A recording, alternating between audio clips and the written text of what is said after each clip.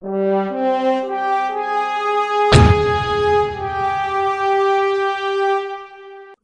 نهار من نهارات قرر سي الفاهم ولد الحبيبة باش يخطب بنت الحسب ونسب جيجي الجنجونة، وهذا اللي صار.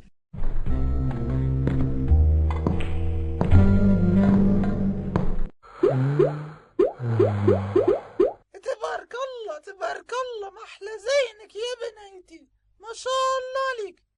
وليدي ثابت هذي باش تاخذك انتي وحدك؟ ما شاء الله ما شاء الله. انا الفهم وليدي اسم الله عليه، خذلي الباكمات وعمل لي 3 سنين جامعة، ولالي تخميسامي في العلوم الإنسانية، وتوا يكمل في قرايته. عنده بيجو سنتروا جديدة نف من قرطاسها، وبوه عطيه الهوا اللي فوق الدار، ناوي يبني عليه على طويل ان شاء الله.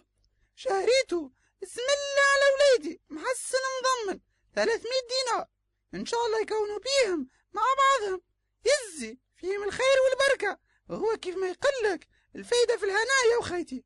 ايه تفضلوا، انا اوكان بروبليم لله، مرحبا بكم، انستونا وشرفتونا. pour le principe on est pour راهو. اي on est pour، اما laisse savoir les petits détails يا عزيزة.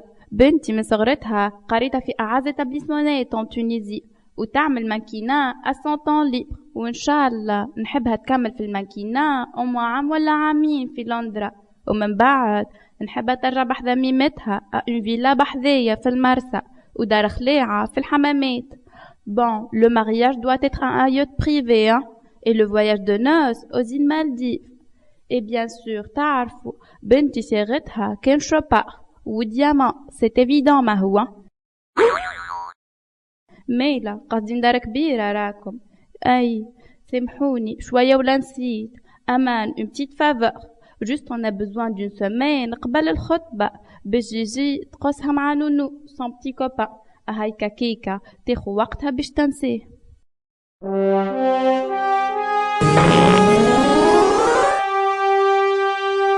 جلو يا سيدي خويا، شايفني بيه ما تحب تركب عليه؟ ايه شلوني؟